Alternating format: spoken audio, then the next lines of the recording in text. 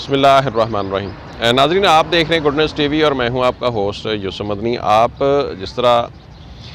جانتے ہیں کہ سیاسی گہمہ گہمی موجود ہے ملک میں، ہر روز ہر پل بلکہ نئی خبریں ملتی ہیں۔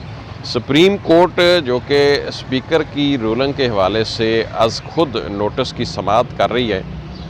ہماری اعلیٰ ترین عدالت، انہوں نے کل بروز بدھ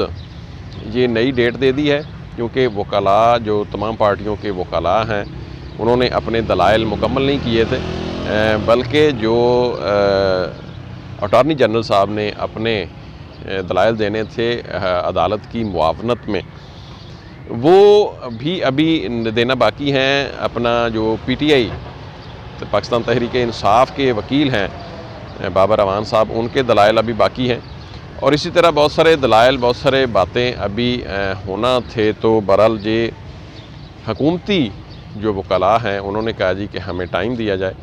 ہم بھی اپنے دلائل عدالت کے سامنے رکھنا چاہتے ہیں کہ یہ قانون شکنی ہوئی ہے یا نہیں۔ بہرحال جی ریمارکس میں کچھ عدالت نے کلیئر کیا ہے کہ جو پارلیمنٹ کی مطلب جو کارروائی ہے یا اسپیکر کی رولنگ ہے وہ قانون کے دائرہ اختیار سے باہر ہے، یعنی اس کو ایک قانونی تحفظ حاصل ہے اور اس کو عدالت میں چیلنج نہیں کیا جا سکتا۔ ناظرین، یہ ابھی کل سماعت ہوگی، مزید عدالت اس پر دے گی۔ علیم خان صاحب کے حوالے سے میں تھوڑی سی بات کرتا ہوں۔ علیم خان صاحب کا بھی ضمیر جاگ چکا ہے، میں بھی کل کو آنے والے وقت میں علیم خان صاحب علیم خان صاحب کا ضمیر جاگ چکا ہے، اور میں بھی کل کو آنے والے وقت میں ترین خان صاحب کا بھی ضمیر جاگ جائے۔ ناظرین، جیسا کہ وہ ایک مثال ہے پنجابی کی، نہ پڑھی تے نہ قضا کیتی۔ صرف جو عیب ہے وہ اس وقت کسی بھی شخص پر یا شخصیت پر ہوتا ہے جب تک وہ پی ٹی آئی میں اپنا رول پلے کرتا ہے، پی ٹی آئی کا وہ کارکن ہے، M N A M P A ہے، وزیر ہے۔ لیکن جب وہ پی ٹی آئی کو چھوڑ کر کسی دوسری سیاسی جماعت میں جاتا ہے تو اس کے اوپر کوئی بھی عیب ہو وہ دھل جاتا ہے۔ علیم خان اور ترین خان صاحب جو جہانگیر ترین صاحب ہیں، ان کے اوپر بہت ساری تنقید کی گئی، اے ٹی ایم ان کو کہا گیا عمران خان کی، ان کے اوپر الزامات عائد کیے گئے، ایسے الزامات عائد کیے گئے کہ جو انسان عام طور پر کسی کے اوپر، کسی کی ذات کے اوپر جب اٹیک کرتا ہے تو سوچ نہیں سکتا۔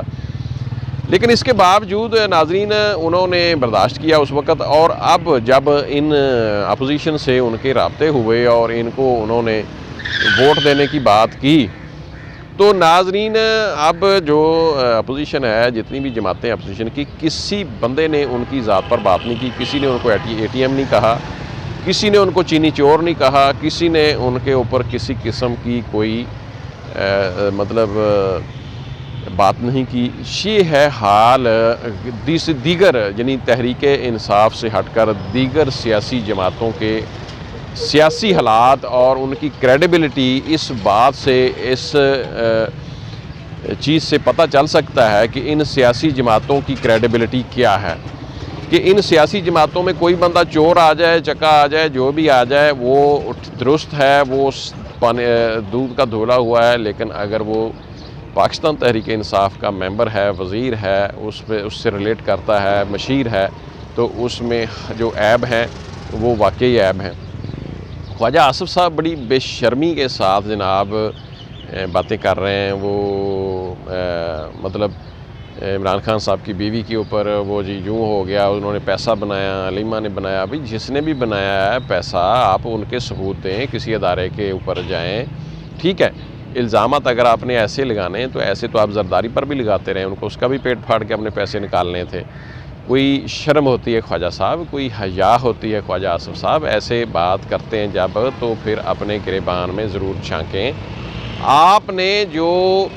علیم خان کو، ترین کو، دیگر لوگوں کو عمران خان کی اے ٹیم کہا، اب آپ بالکل خاموش ہیں، کیونکہ وہ آپ کے باس کے پاس لندن میں جا کر بیٹھے ہوئے ہیں جہانگیر ترین صاحب،